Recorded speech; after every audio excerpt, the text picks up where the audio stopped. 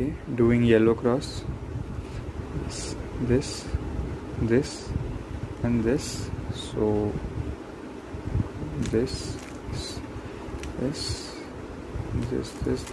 this, and then this, and these two,